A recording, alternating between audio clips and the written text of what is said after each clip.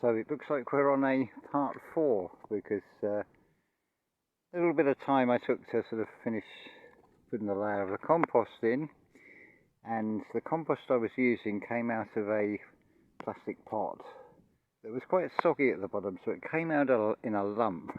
And of course that little circular sort of coaster that I had those seeds on, they sort of vanished into what is intended to be a flower bed. So maybe the universe interacting there, it's sort of a failure, and yet it's not a failure. So half of this has now got seeds in, the rest have all fallen in there and I can't sort of see them, and obviously with them being so delicate, and this is like being as a prepared bed.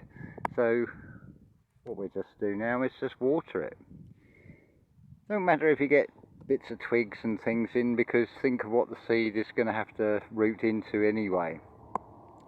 So again, it's just a learning experience. So if you're transferring compost out of a pot and it happens to be rather wet and comes out in a lump, then it might be a good idea to not do it near where you have the seeds so they spill, which has been the case here. But you never know, it may make in a beautiful follow-up video maybe 6 months time and say those seeds that got knocked over, they've now grown in there. The irony is the little pot was my first experiment with 2 orange seeds in compost sitting in a sort of hollowed out half an orange skin, sort of like a little cup for it to sit in, but because I hadn't done that germinating process they didn't take. So, but nothing's wasted, it all goes back in, it follows the cycle of nature. So like I said before, I will share the successes and what appears to be the failures, but remember,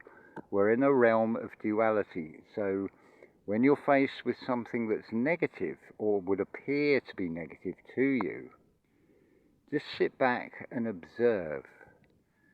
Do not be swayed by emotional reactions, because if there is a negative, what then follows is a positive. That's part of the beauty of this duality, or perception of duality in this realm. Likewise, and as Alan Watts has pointed out, it's about contrast. You can't have an uphill without a downhill, otherwise how would you know whether you're going up or down? It would just seem to be level because there would be no contrast.